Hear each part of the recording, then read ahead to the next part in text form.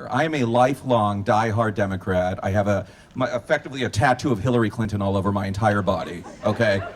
There's no one that I've ever been more excited about for office, including Hillary, than Rick Caruso. This is just a fundamentally good human being who will be an extraordinary mayor. So we cannot thank you enough for coming this evening, but coming is not enough.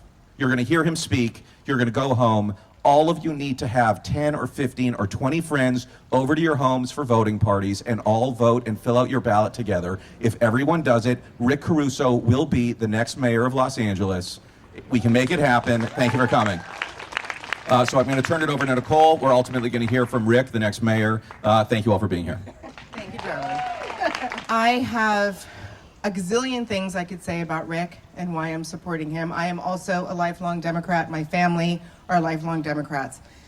This race isn't about Democrat or Republican. This race is not about race. It's not about gender. It's about merit and the best person for the job. That's it. We're not going against anyone. It's not even about that. It's who can fulfill this office and change this city. I was born and raised here. Oh, my brother's here. Hi, Alex. We were born and raised here, and I know the city has gone up and down a few times, but I think we can all agree that it has never, ever been like this. This is something so different, and what's scary to all of us is that it's the same status quo. We're all getting the same answers. Sorry, nothing we can do. This woman with the small business who has somebody in front of her store who would like people, she's paying rent, she's doing the right thing. Sorry, can't help you. Can't do this. Every answer is, sorry, we can't help you. And 7 years ago, I had dinner with Rick and Tina and Ted, and I said, Rick, what is going on? And from that night, of course, he answered all the right things. He goes, we need to just enforce the laws that are already there. That's it. But no one's doing that. And it's hurting every single person. It doesn't matter which neighborhood you live in. It doesn't matter what color you are. It is affecting everyone, and not in a good way. And as Michael said, he is an effective leader. He knows what to do. And this whole idea of, do we want a businessman? Yes, you would like a businessman to run a city that's a business. Cities are businesses. Thank you so much for being here tonight in support of my dad. I mean, we are all just, my family and my mom are all just so excited about this. It's been a dream of his, since I was 8 years old. I remember 2008, it was going around, is Rick running for mayor? And I'm honestly so grateful now that I'm older and I can really experience this and be out next to him, meeting so many people, which honestly just energizes him. He comes home from a long night out and just wants to hear about every single one of our days. No matter if he's been campaigning since 9 a.m., he's so ready to hear about the family's days first. So I just want everyone to know he's such a warm, genuine, kind, loving person. He loves everyone he meets, and I'm just so excited and so proud of him. We've wanted to give back to the community. That's the way Tina and I have lived our lives, and we've been doing it for 40 years. We started down in the South LA area when I worked for Tom Bradley. Got introduced to Sweet Alice, and it went from there. Yesterday we were down at St. Lawrence School in South LA. It's in one of the highest crime areas of Los Angeles. It's part of Operation Progress program that Tina and I have been involved with for decades. That puts together a police officer and a child who is living in the projects, Nickerson Gardens, Imperial Gardens. These families are living at or below the poverty line. And we ran into this family, and here's this most beautiful family. There's 4 kids. The father lost his job during COVID. Hasn't had a job. He's got one son in college. He's got one son applying to college. He's got another son in Verbunday, the other Catholic school, the high school down there. And by the way, Verbunday has a graduation rate, I think, of 94% that go on to a 4-year college. Pretty incredible. It's literally right next door to Nickerson Gardens. And what the officers help these kids do is not only mentor them, make sure they stay in school, do their schoolwork, they have to sign a pledge, they have to keep a 3.0, but the officers give them safe passage to get to school because the gangbangers are out there and they're trying to recruit, right? So this is really what we're working for in this city, are these very dear families. The dad told me that the night before, he lives at 108th and Figueroa. The night before, there was 20 gunshots outside his window. Grabbed the kids, threw them on the floor. Most of the kids in Nickerson Gardens sleep on the floor because of gunshot bullets coming through the windows. So this is the real world. Now, I feel really blessed that me and Tina and all of our kids, for a long, long time, frankly, since they could walk, were working down at Para Los Niños on Skid Row and seeing the families, getting to know the families, and they've become our friends. One of the graduates from Operation Progress now works in the campaign. But just to tell her story of the hope and the beauty that can happen when you give people a little bit of an opportunity, Jennifer Alvarado slept on the floors. She went to St. Lawrence, then went on to St. Mary's in Inglewood, an all-girls school. They got a full scholarship at Boston College. How about that? Graduated, now a full scholarship at USC in the master's program. She's going to go back and help her community. It's amazing. Now, there's a lot of details on how Operation Progress makes this happen, but the point is, with the right opportunity, the people that are suffering the most and are trying the hardest can do so well. I've worked for 3 mayors, so public service is in my blood. I worked for Tom Bradley when I was 26 years old. I then was asked to serve under Dick Reardon, and I did. And then I was asked to serve under Jimmy Hahn as president of the Police Commission. We now have a 50% increase in murders in Los Angeles. That's what's happening in the city. We have the highest rate of people being shot in recent history. To date, 1,400 people. It's about 4 people a day on average are being shot. Our hate incidents are up 200%. So anybody that tells you that people throughout the city feel safe, I've never heard anybody say that. And I tell you, I literally am doing like 6 events a day, and I'm everywhere. I was at Highland Park this morning talking to local neighbors who were frustrated about encampments and the crime in their neighborhoods. Nobody's feeling safe. We are 880 officers short. 880. Our new academy class had 23 people. Tough to dig out of a hole that way. So what I believe we need to do, and as part of my plan, is 1,500 new officers. We need to have community policing, senior lead officers. That's an officer that's actually walking a beat, that knows the neighbors, knows the businesses, gives out their cell phone. So call me if you need anything. Hollenbeck in Boyle Heights, the crime is so bad, the police department locks their door. I was out there one night, had dinner with about 100 residents. They used to be able to walk in for help. They can't do that anymore because criminals have walked in and started fights with the cops. We're creating a culture here that is really tough to turn around. And I'm not trying to fearmonger, but there is fear. It's real.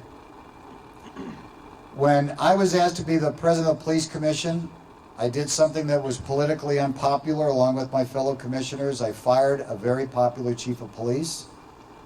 We had a department at the time that was under a federal consent decree because it needed reforming. We completely reformed it. The courts turned it back over to civilian control where it belonged. We hired 800 officers. We dropped the crime by 30% to levels not seen since 1950 and became and awarded the most reformed police department in the country. You can have lawful cops doing what they should be doing, preventing crime and keeping people accountable, and still respect every community. And you do that when you have officers that understand the community and build trust. It takes a lot of work. Bratton did it 20 years ago. We can do it again. That's what I want to be able to do as your mayor. 13,000 women are going to go to sleep on the street. 13,000. Amy, who heads up the Downtown Women's Center, said the far majority will be assaulted. What they work all night long to do is to try to find a safe place to go to sleep. There really is no safe place on the streets. What our elected officials have allowed us to do, or allowed to happen, is just inhumane in my opinion. The latest studies showed that 80% of the people on the streets want to get off the streets. And yes, there will be some that don't. But let's start with the ones that do. What a great thing that would be. If you talk to People's Concern that has about 6 locations treating the homeless, they bring them in, just like I talked about, don't judge, build trust, and start offering services. Their success rate, 94%, do not fall back into homelessness. I'll take 94%. I'll take 90, right? But we can't keep doing what we're doing. The system is broken. And what we saw at the beginning of this week, it's corrupt. It is literally corrupt. To have a group of people in a back room carving up the city like it's their personal property, and then saying vile things about so many different groups and cultures and backgrounds. I'm a big believer, if you're part of the system, no matter how good your intentions are, it's impossible to fix at this point. There's just too much energy, it's too locked down, and I've been saying this since the beginning of my campaign, and I got criticized in the beginning about career politicians. I'm not criticizing somebody that takes a career in politics. I'm criticizing that you get so entrenched, you start serving yourself rather than serving others. When I first worked for Tom Bradley, he told me, I want you to remember 2 rules. I was 26 years old. I was eager to learn. He said, rule number 1, when you're a public servant, all you do every day is you serve the public. I said, okay, I got it. And then I said, what's rule number 2? He said, if you ever forget rule number 1, I'm going to fire you. Right? And it stuck with me my whole career. So my deal is really simple, and I get criticized for spending a lot of money on this campaign. But listen, I started out at 5%. Karen was in the 30s. It's a massively big city. Anybody who's involved in media knows what it takes to get a message out. And my son, who was interviewed, our oldest son that was interviewed yesterday, said it better than I could. My dad is investing in what he believes in, and he's earned every dollar that he's spending. And he really, truly believes he could help. Otherwise, he wouldn't be spending the money. And that's true. I don't mean it to be arrogant about it, but I believe in the greatness of the city. I believe in the diversity of the city. I believe in the strength of the city, the hope of the city. It's the land where dreams come true. My grandparents immigrated here. They landed in Boyle Heights in a modest little 3-room apartment. They raised their 3 boys. Their dream came true. My grandfather was a gardener. I was the first one to get a college education. I want that for everybody. We all do, right? I think that's what's at stake. And I am so optimistic and energized on the future of the city now more than ever. And it's going to take all of us to work together, to be creative, to be innovative, to have some fun, and just watch it take off. Just like those young kids in Nickerson Gardens, when you give them an opportunity, they fly. And we can do that for so many more people. And how great would that be? What a reward that would be for us. So yes, I'm spending a lot of money, but I tell you something, I have no allegiance to anybody other than the residents of LA every single day. I don't have to worry about the special interest PAC that's been raising money or the lobbyists that have been giving me money. Nope.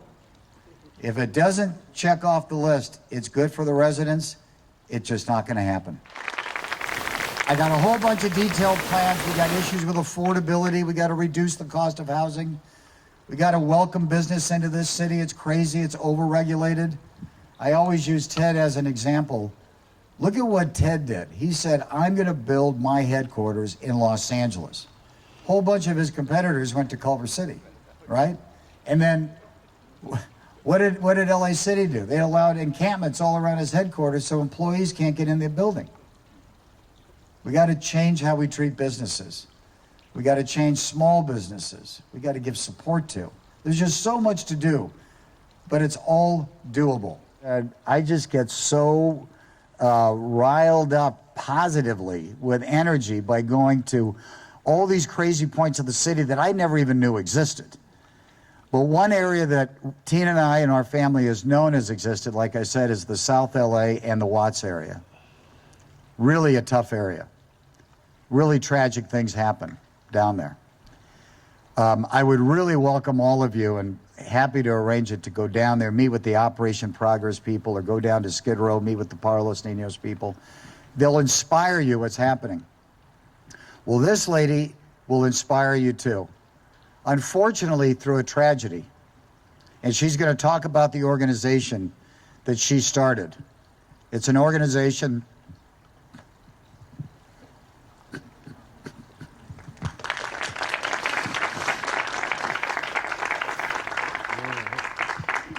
I'm a crybaby. This is Lawanda. And everybody, I just want to surprise Lawanda. Would you wish her a happy birthday tonight?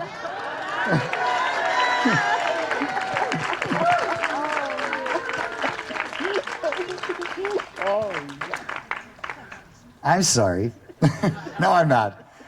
Lawanda lost her son to gunfire, being shot. She started an organization for moms who lost their children. Wow. She told me,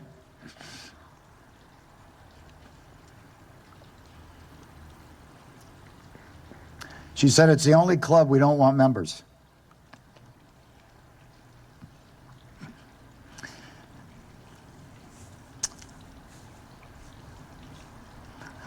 Lawanda and the fellow mothers are who we're fighting for. And all the kids, East LA, South LA. We were together down at South LA a few weeks ago, and there was a mom begging me, move me out of this city, please. I'm so scared for my kids. And this was a mom who was shot while she was pregnant and is paralyzed from the waist down.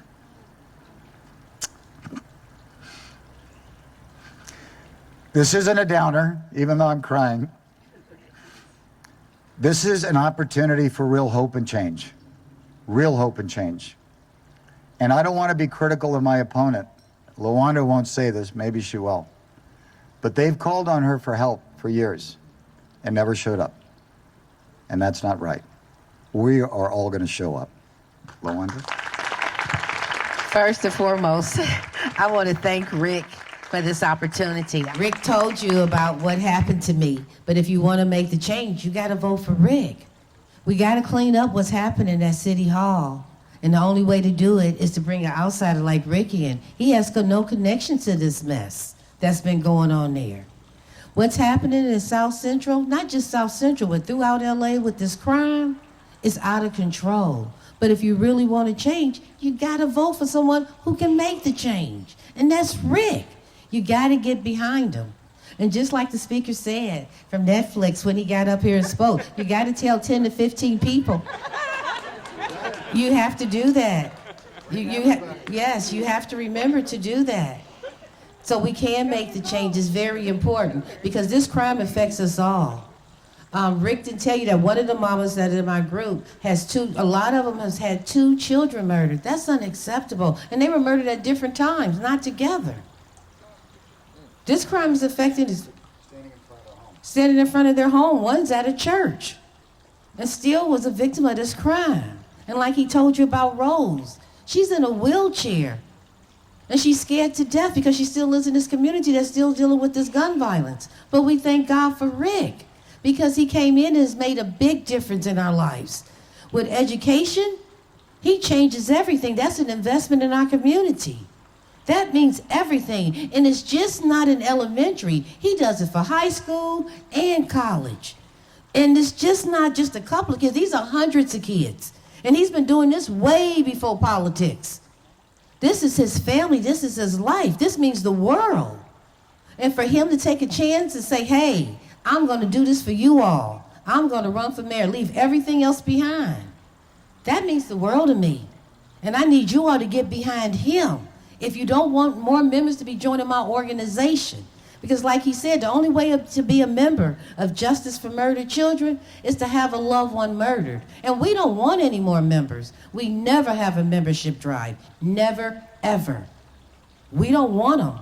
We prefer not to even be talking like this tonight, especially on my birthday night. But Rick brought me up here. But you all need to know, Rick cares about our community, not just South Central, but the whole city of LA. But he can't do it if you all don't get behind him and support him. And we need to hear everyone saying, Rick for mayor. Yeah, we cannot have the people who are running against him come in office. It got to be him. Because we're going to get the same thing, and we don't. If the same people continue to be in office, we continue to get the same end results. We need a change. I don't want no one else to be a victim of this crime. And we talk about law enforcement. We believe in law enforcement. We support law enforcement, and Rick supports law enforcement. And that's another reason to get behind him.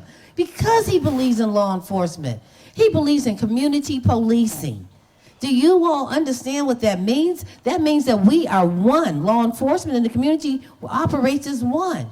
And it's just not about arresting. Sometimes you do have to make arrests. But a lot of times these are just social issues that someone just needs to be there, just to hear. Law enforcement does more than just law enforcement. Sometimes they the doctor in our community. Sometimes they the teacher, the parent. Yeah, they the food, got to provide a meal, because sometimes the money just don't last 30 days. And that's what we as a community and as the city of Los Angeles, we have to work together to put my friend in office, Rick Caruso, as mayor. There's two things I want to get off the table here, and then we'll go to questions. I'm not Donald Trump. I am no longer a Republican. I left the Republican Party, and what amazes me is that I'm getting criticized for becoming a Democrat. I don't think we should criticize that. I think we should embrace it and have a big tent and welcome people. So, and I am staunchly pro-choice. Ask my wife, ask my daughter, ask my family. And it's frustrating as can be to have this conflation between being Catholic and pro-choice. It's just not right. You know, President Biden is a Catholic. I was on the phone with Jerry Brown the other day. He was in a seminary, very much a Catholic and very much pro-choice. That's where I've always been. That's where I'll be. And what's happened is those are being used as tools to win an election when it's really unfair, because I think it's scaring people and they shouldn't be scaring people.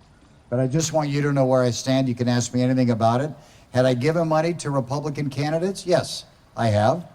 Have I given majority of money, 85% to Democratic candidates? Yes, I have.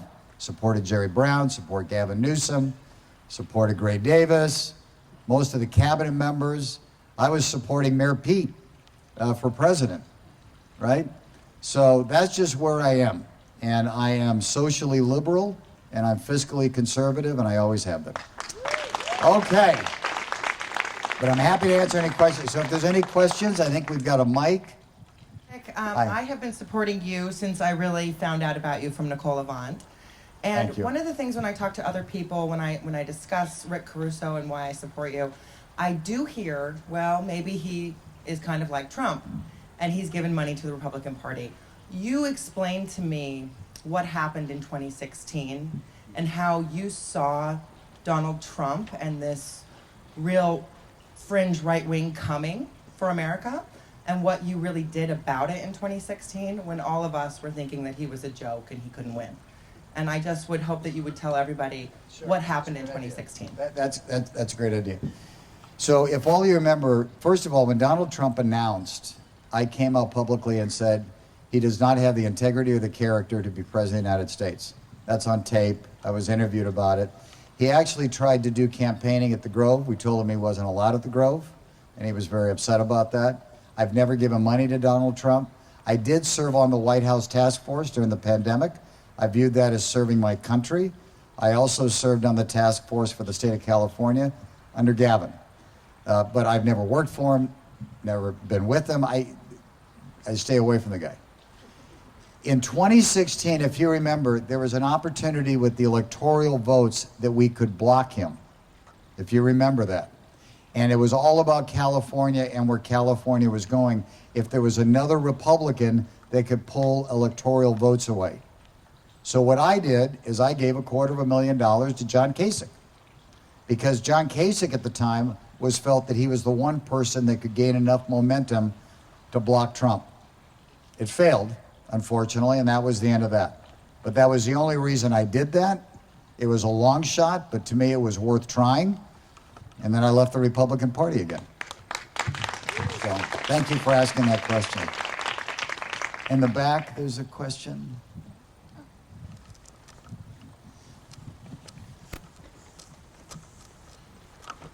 Hi. Hi. Great to meet you. Thank you very much. This is a beautiful event. Two things, a statement and then a question. I want to focus on Los Angeles. We talk about federal issues, national issues, Republican, Democrat. LA, as you mentioned, is in a crisis. And what you may think about Trump, abortion, et cetera, that has no bearing on the city of Los Angeles today. And I look back at mayors like you mentioned, Bradley and Dick Reardon, and they had a real presence. They were powerful. There were people in their cabinets and in the city across political lines who came together, worked together, made the city great. How can we get back to that? We have an invisible mayor. We have everything is about Republican, Democrat, social issues, this and that.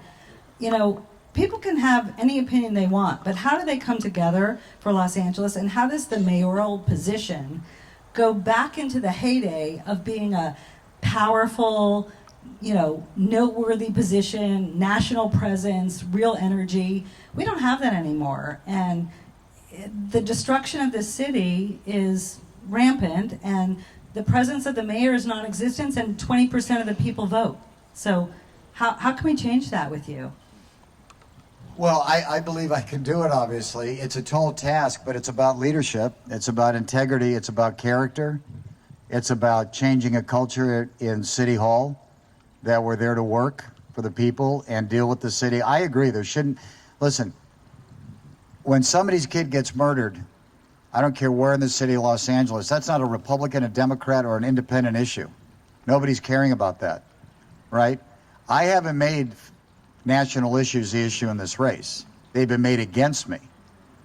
And I want to be careful about how I speak about my opponent.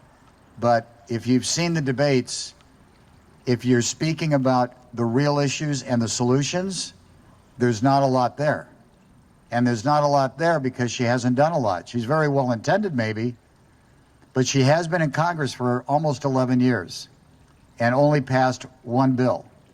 Authored and passed one bill, and that was to change the name of a post office. It's true. I don't think that's the kind of leadership that we need right now, because within 30 days of the election, which is crazy, you become mayor. You don't even have time to put together a cabinet.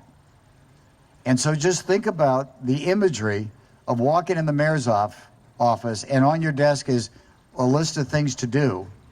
You've got 80,000 employees, an $11 billion budget, 50 different departments that all report to you, including 3 of the largest in the world, the airport, DWP, and the port. And if you've never had managerial experience, if you've never run a business, the idea that you're going to have a grasp of what to do, I'm sorry. It doesn't matter intentions. She's never run a business. And I really do believe not only are you going to get more of the same, we're going to get more of the same, it's going to be worse because there's going to be no bearing to say, I'm not going to go do that because it's not in the best interest of the city. I mean, I'll give you an example. This is so nuanced, but I ran DWP under 2 mayors. The direction that DWP is going, which is good, is more sustainability, right? We would all agree with that. More solar panels, get off the grid. Okay, who's putting solar panels on their homes? People that can afford to install solar panels. What's not being talked about is it's becoming regressive because all of the homes where people can afford it are getting off the grid and not paying a utility bill. So the fixed costs of operating the department are going to be falling on those who can't afford it, the more modest. Somebody's got to go in and fix that so it doesn't overburden those that are modest income, fixed income. Those are the kind of challenges the mayor's going to have. How do you go do that and still hit your sustainability goals, right? So like in the debate the other day or a week ago, whatever it was, I said to her, she tried to insinuate developers are the source of corruption. And if you watch that debate, I said, Karen, name one ethical violation, name one time I've been named in a corruption case in the 40 years I've served this city. I'll give you my time. Nothing. And I think it starts with, you know, the rule that Tina and I had raising kids or running a business, more is caught than taught. You set the tone. And that's what I hope to do. And I worked under those mayors and I learned a lot from them. My name is Oliver English. I'm a filmmaker and a food advocate and a chef as well. And a very good one at that. Oh, thank you so much. Good to have you here. Thank you so much. And thank you for hosting us tonight. It's absolutely lovely. Thank you all. You just mentioned sort of sustainability and the environment.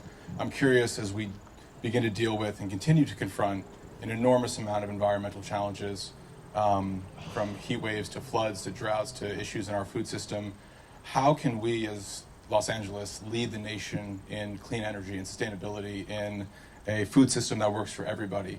I think that we have all the capabilities and capacities within the state and amongst us, but I'm curious to hear your thoughts on how we can lead the clean energy revolution, inspire the nation, and inspire the world as Los Angeles. I love that. And that is the goal. So I do have a sustainability plan. But under Tom Bradley, we were the first city, one of the first cities in the country, this is years ago when I did this with him, to get all of our in-basin plants off of dirty fuel, and we converted to gas. Now I believe we should convert to hydrogen on our in-basin. We're testing it at IPP, which is a plant that was built when I was president of the police commission outside of Utah. Brings in a lot of power. People have talked about reducing the amount we're bringing in. I don't think that's right. We need more power. On the water side, we're pumping billions of gallons a year into the ocean. It's tertiary treated.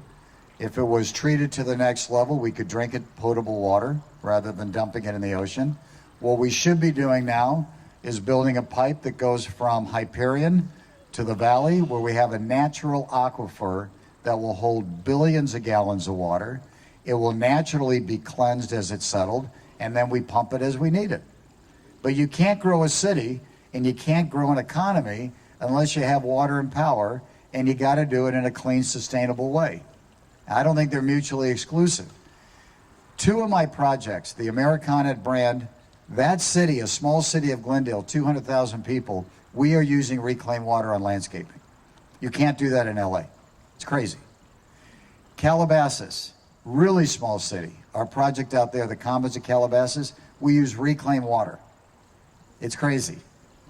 We built the Palisades. I was so frustrated that the city doesn't have reclaimed water. All the landscaping water in the Palisades gets collected. It goes into a holding tank. We clean it, and we pump it to the city park, and the city park uses it. So we also need to inspire and encourage private development to get on the boat with this. We are right on top of each other. There's no daylight. But that means every vote's going to count, right? So I appreciate the question. You got to get your friends, your family, and as somebody said to me the other day in my office, we're not running against Karen, we're running against apathy, that people feel like nothing will change. And I really need you as foot soldiers and phone soldiers and tech soldiers. Thank you. Hi, Rick. Hi. My name is Georgie Smith, and I am a new American citizen. Congratulations, that's great. Thank you. And I'll be casting my first vote for you. Oh, wow, I am honored. Thank you very much. I would just like to briefly share a story with you as to why I'm here this evening. Melissa, my wife and I, we were looking at adopting, and we began volunteering in the foster care area. We ended up starting a non-profit because what we found was young people aging out of foster care were living on the floor and they couldn't sustain tenancy. We've built a really successful non-profit and we focus on foster youth. But what we found is that there is no furniture bank in the Los Angeles area. There's not even one in Southern California. Most cities throughout the world have a furniture bank. You're talking about sustainability. There is great access, which we've experienced. We've built a really successful model, and I would like to gift you our model for you to set up a home bank for all the deserving vulnerable populations. We're focusing on foster youth. We'll continue to do that. But someone can't sustain a tenancy if they do not have appliances or any furniture to build a successful future. The thing is like, what can we all do is that we have a lot and we can share it. The way that we build the homes is through volunteerism. It's like a barn raising.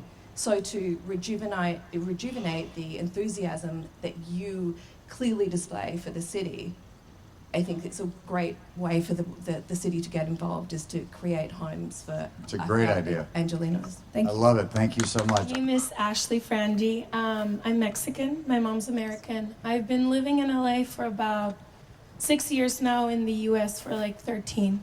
I live here because it feels like Mexico, but we have a production company together that focuses in creating quality content for Spanish-speaking people and Latinx.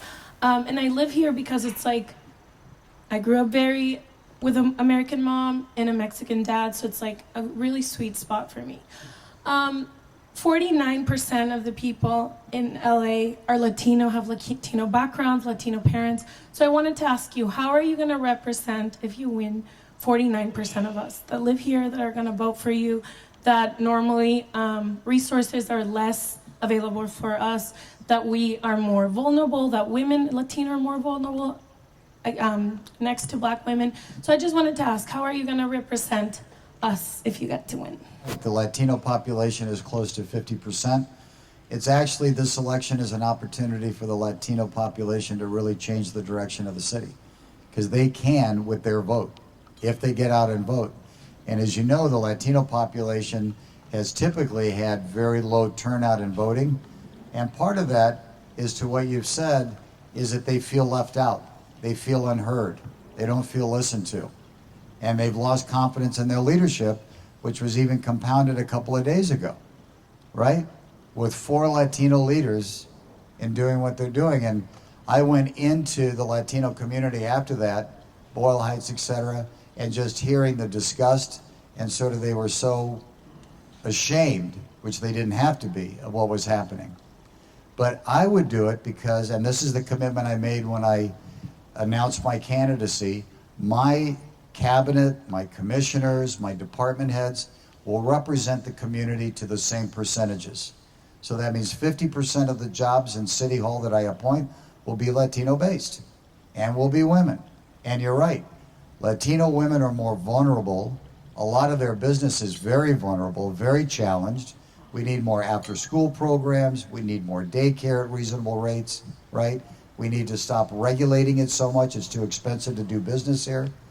But that's also why I got the endorsement of Avance, right? Which is one of the largest Democratic clubs in the country. That's the one that Karen Bass disrespected. Because I spent time with them going through all of my programs to support the Latino community. But I hear you. I will be there for you. And, you know, literally as a family that started in Boyle Heights, I really have great appreciation for the hard work of just wanting their next generation to do better and have an opportunity. So I will hear you.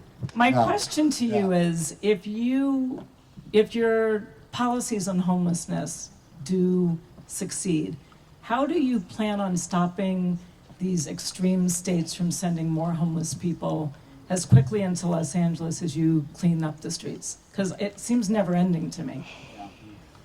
Well, listen, they're not going to be able to have encampments on the streets. They're not going to be able to buy drugs on the streets. I mean, we have a free fall. Everybody knows it. You can buy drugs almost anywhere, but you have drug tents now that line the streets. Certainly down at Skid Row. I was down there with 2 of my sons, and I was telling them about the drug tents, and we drove down Skid Row, and literally one of the drug lords was polishing his Cadillac in front of his drug tent. It's just so out in the open. So I really believe once we start getting out the word and actually doing the work, that we will give you a bed, we will give you care, but you're no longer allowed to live on the street. That's not what it was intended for. We're not going to have the same population problems. The reason one of the reasons our population has grown, many of the outlying cities, forget about other states, have very few services. So people are coming here for help, right? And we need to help people in a very humane way. But we've got to enforce our laws at the same time. I have a question, but before I give you the question, I just wanted to say something that I noticed in the west side of LA as of late. So my kids actually go to school with my Bonins kids. We go to a very, very progressive school. And I was surprised because most of the Latino community that I've seen in like East LA, everybody's really pro Caruso.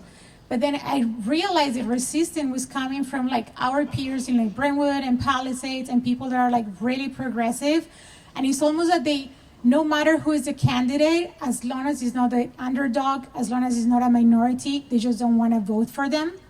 So I was surprised to see that like all the LA City Council was supporting Karen Bass, but then like the racism of actually like Hispanics like me was like so apparent. Like I know this kid, Jacob, he's a good kid. So I just wanted to say that just my advice is that you probably should like focus your target in like progressives in LA, because I really feel like the people who are actually struggling know that you are their choice.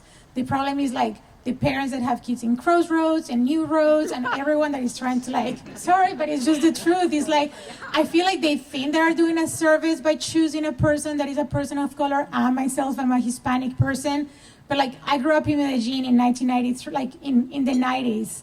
I know what violence is. So when people were always like, where do you live in LA? And I'm like, because I don't have to like look around and be like scared of like being safe. And like 2 years ago, I have 3 different attacks by homeless people. One of them like tried to like tell me that he was gonna kill my child at a Target store. And that's when I realized that there was like a real problem. So I'm just saying that that's where the focus should be. Anyone who lives in Brentwood, Palisades, Santa Monica, those people, talk to them, please, really. Now, my questions are related to the economy, because obviously, like, we're talking about homeless people and all these real problems, but I'm a home developer myself, always love your work, but so we build big houses and all of that, and I feel like I'm really proud of my work because most of the people we work with are Hispanics, they're Latinos, they work hard. We give so much work to so many people. And I feel like that's what happened also with entertainment industry in LA. There was this bursting, beautiful like economy that was built by the movies. And the movies were sent out of Los Angeles, sent out of California to Georgia, to like people are working everywhere else because the taxes were like astronomical. So like people are like now having families here and finding themselves like living half their time like in other cities because the city made it impossible for them to build like any sort of like industry here. And they're trying to do the same with developers. Like there's this tax now, they're trying to do the mansion tax. They're trying to add an extra 5%, not only of like the income that you're gonna get, but the entire project. So my husband and I sit down and we look at the amount of people that we employ. And these people also have families in Guatemala and Salvador, and they're sending money everywhere else. And then we have vendors, and like so many people benefit from these big projects. But if we get to a point where we have to pay 5% of our entire whole project, we won't be able to build. Those jobs are gonna be gone. What are we gonna do to bring these, like all these industries back? Can we bring the entertainment back? Can we build without having so many like roadblocks that doesn't, like they won't allow us to do anything? We pay hundreds of thousands of dollars a year of like homelessness, like allocations of homes, and then we see people in the streets all the time. Like, what can be done? Well, there's a lot packed into that question. Sorry, I'm quite chatty. Sorry about that. No, it's so great because you got such a passion, and rightfully so. Let me just first answer about, the very progressives. And Tina and I know Mike and his husband Sean very well. We know their kids. We've spent many Christmas Eves with them at our church, St. Monica's. We go to midnight, now we go to the 4 o'clock Mass. And and Mike and I very much disagree on politics, but we very much respect each other. And when this whole thing blew out, I called him early Sunday morning as a dad just to say, I can just only imagine how horrified he must be, right? So I think that's part of what the city needs to do, is just sort of, let's all be better behavior and take care of each other and whatnot. But on your question, is the advantage of me coming in, I know I'm here to sell myself, but I never get comfortable doing that, is I pulled permits for 35 years. I understand how complicated it's gotten. I understand we need to unbundle it. I understand that profit margins are thin, that you can't add an extra 5% tax, and they call it a mansion tax to make it sort of where people want to do it because it's a bunch of rich people. That's not what's going to happen here. And to your point, people will stop building. I gave the example today, if you go to the Americana brand in the city of Glendale, you go 2 blocks south, you're in the city of LA. If you stand on that borderline and look north, look at all the apartments that the city of Glendale and condos have built, and then look south, there's none in LA. Overregulated, too expensive. I got to strip all that away. I did a Zoom today with the Motion Picture Association. I just did a podcast with the head of Variety talking about Hollywood. We got to bring all those businesses back. The city is in a competitive business, right? It bothers me that Apple's in Culver City. Why aren't they in LA, right? I want to go after everybody. So I don't know. I'm not going to fix everything, but I'm going to work hard to get it started. My name is Dr. Michelle Turner. I am at USC.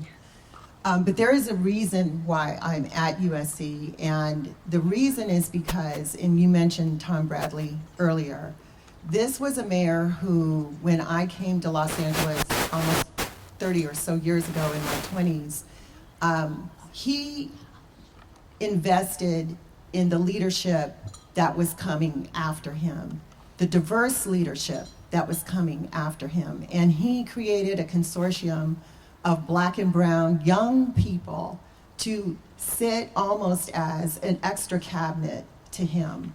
And I'm very proud to say that a number of our Black and brown leadership in this city came from that consortium. After Mayor Bradley was not in office anymore, that leadership development went away. I will tell you that, honestly, there was a lot that we learned. We learned how to work with each other. We learned how to invest back in our communities. My husband and I are very successful. We're an anomaly, Black business. I'm not at USC. I don't need, because I need anything from my business. I don't need anything from USC. I'm there to give back to my community, and I built a lot of my interests and career in doing just that.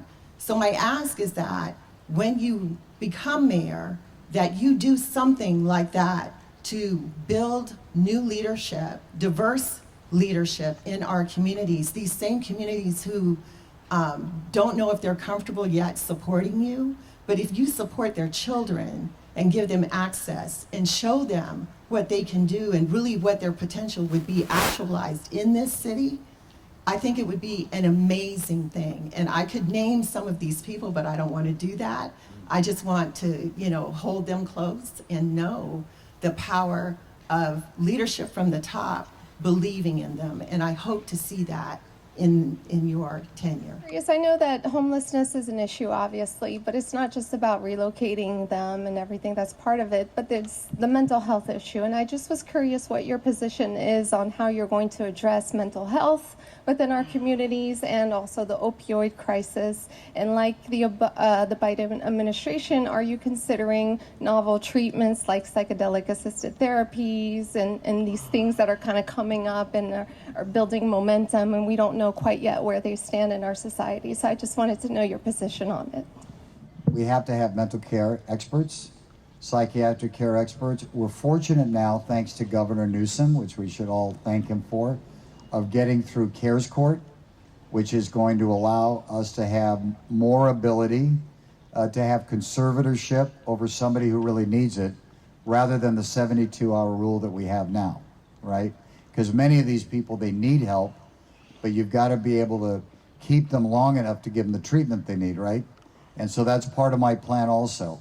So part of my plan has 500 care workers and trained workers to go out onto the streets and bring people in, help bring people in. But you've got to have them in beds, in rooms, in apartments. What I don't believe in, to make it very clear, is what part of what Karen's, I mean, first of all, she's got half the plan that I have. I mean, even the LA Times said Rick's gone big and bold and Karen's is unambitious. You have to build enough to get everybody off the street, and you can't continue to give services on the street endlessly. It's about $35,000 a person on the street, $10,000 in a bed, and that's the only way you're going to start getting people well and on a path forward. So on the psychedelics, I've read things about them. You know, there's mixed reviews. A lot of it I'm not sure about. I don't know enough about it. I would defer to the experts on that. I'm certainly not an expert in psychiatric care, but I'm a big believer we have to give people a path forward. Yeah. By the way, just so you know, and don't let anybody, I'll end with this. We're spending $1 billion a year of your money, your taxpayers' money, every year on homelessness. And the problem just becomes worse. We got to redirect how we're spending that money. Thank you very much, everybody. Have a wonderful